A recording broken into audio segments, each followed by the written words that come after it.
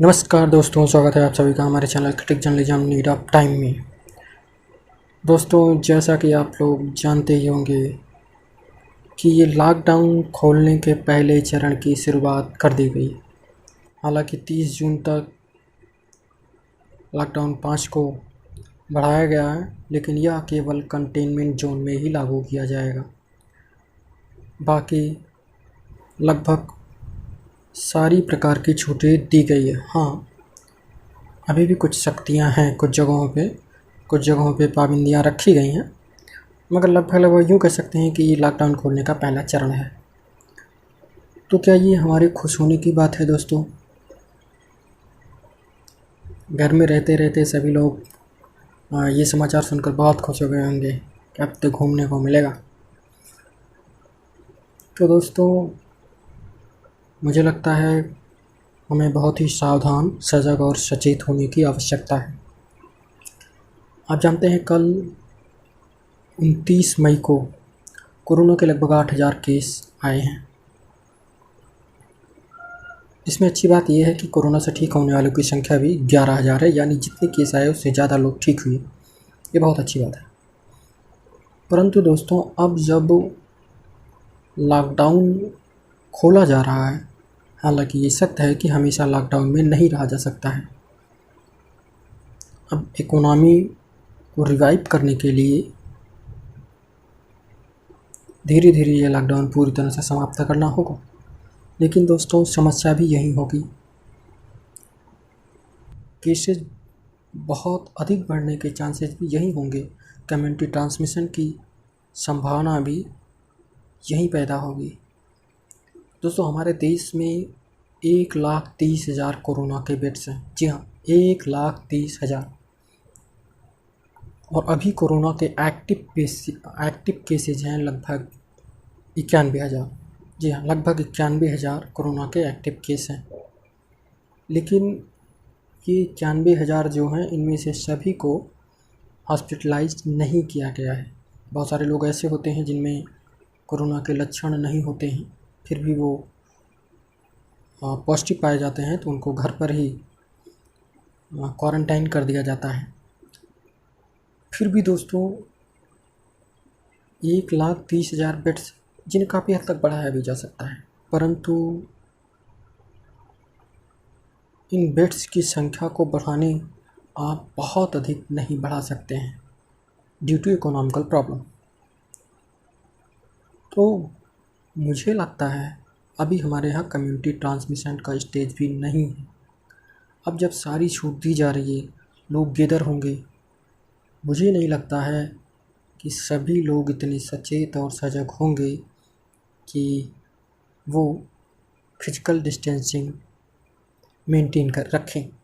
और ऐसा पॉसिबल भी नहीं होगा इतनी डेंसिटी वाले देश में, इतने सघन जनसंख्या वाले देश में, ऐसा संभव भी नहीं होगा दोस्तों। तो ऐसे में इस बात की संभावना बहुत अधिक है कि आने वाले समय में कोरोना बम फूट सकता है दोस्तों। जी हाँ दोस्तों, कोरोना बम फूट सकता है।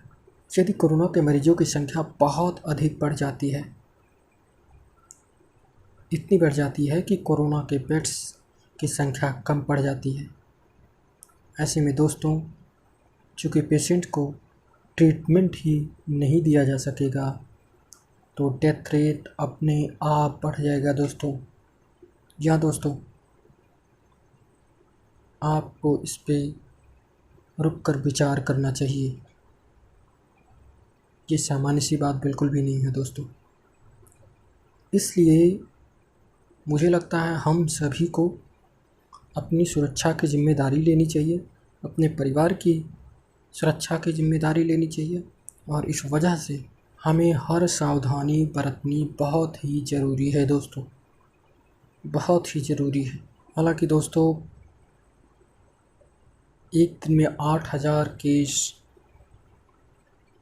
आने शुरू हो गए हैं। दोस्तों, क्या आप लोगों को नहीं लगता है कि हमारे यहाँ जो कोरोना के इतनी अधिक संख्या में नए मामले आने शुरू हो गए हैं, इनको रोका जा सकता था? मुझे लगता है दोस्तों, इसको बिल्कुल रोका जा सकता था। अगर हम इसकी कमियों की एनालिसिस करें, मुझे जो लगता है दोस्तों, इतनी बड़ी संख्या में कोरोना के मरीज आने शुरू हो गए हैं। इन दो घटनाओं को मैं हाईलाइट करना चाहूँगा दोस्तों। पहली घटना, शुरुआत में जब कोरोना के मरीजों की संख्या अधिक आना शुरू हुआ तो उस समय कारण था तबलीगी जमात। उस समय उनकी लापरवाही के कारण कोरोना के नए केसेज में काफ़ी हद तक इजाफा हुआ था। वर्तमान में दूसरा कारण दोस्तों जो है वो है प्रवासी मज़दूरों का अपने घर जाना। हालांकि दोस्तों मैं इसमें प्रवासी मज़दूरों को कोई दोष नहीं दे रहा, क्योंकि सरकारें उन तक भोजन की व्यवस्था पहुंचाने में नाकाम रही है। यदि उन तक भोजन की व्यवस्था पहुंचाई गई होती, यदि उनको खाने की समस्या ना हुई होती तो वो जहाँ थे वहीं रुके रहते। मैं ये नहीं कहूँगा कि सरकार के पास पर्याप्त मात्रा में भोजन उपलब्ध नहीं थे, किंतु कहीं न कहीं सरकार यह सुनिश्चित नहीं कर सकी कि भोजन हर ज़रूरतमंद तक पहुंच सके। जी हाँ दोस्तों, जबकि ऐसा किया जा सकता था।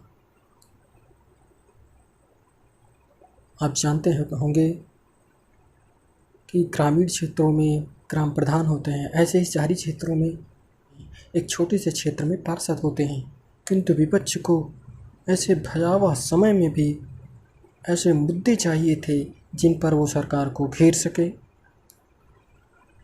और मीडिया ने यहाँ से इतने कोरोना वायरस के मरीज़ मिले, यदि इन सब के साथ एक कॉम्बिनेशन बनाया गया होता, साथ ही विपक्ष, मीडिया, ये सब मिलकर एक कॉम्बिनेशन बनाते तो मुझे लगता है ये सुनिश्चित किया जा सकता था कि प्रत्येक व्यक्ति तक भोजन पहुंच सके। किंतु विपक्ष ये तो बताया, परंतु किसी क्षेत्र में जाकर ये सर्वे नहीं किया कि वहाँ पर हर व्यक्ति तक भोजन पहुँच रहा है या नहीं। यदि मीडिया, सरकार और विपक्ष मिलकर आपसी समन्वय से इस मुद्दे पर काम करते तो मुझे लगता है ऐसी भयावह परिस्थिति ना पैदा हुई होती। जब उद्योग, कारखाने सब कुछ खुलने शुरू हुए तो सरकार ने मज़दूरों को उनके घर भेजने की व्यवस्था शुरू की।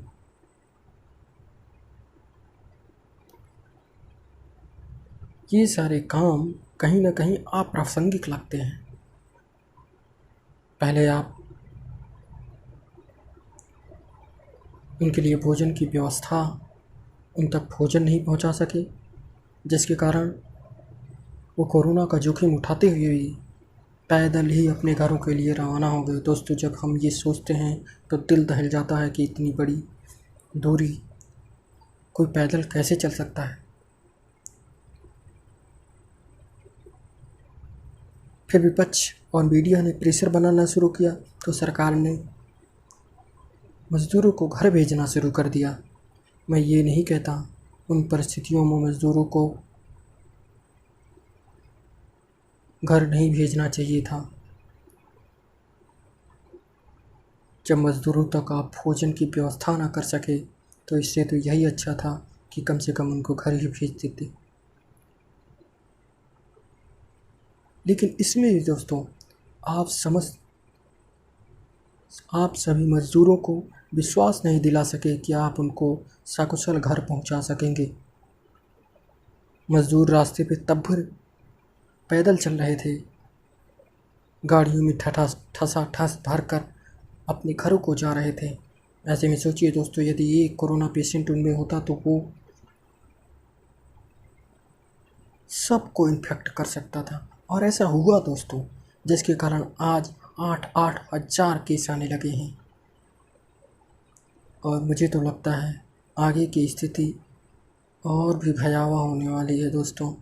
इसलिए मैं आप सभी को से ये निवेदन करूँगा कि आप सभी लोग कोरोना से बचाव के लिए जो भी सरकारी निर्देश हैं उनका अवश्य ही पालन करें, खुद सुरक्षित रहें, दूसरों को भी सुरक्षित रखें। इसी के साथ मैं विदा लेता हूँ दोस्तों। धन्यवाद। यदि आप मुझे कोई सुझाव या सलाह देना चाहते हैं तो नीचे कमेंट बॉक्स में अवश्य लिखें। धन्यवाद दोस्तों।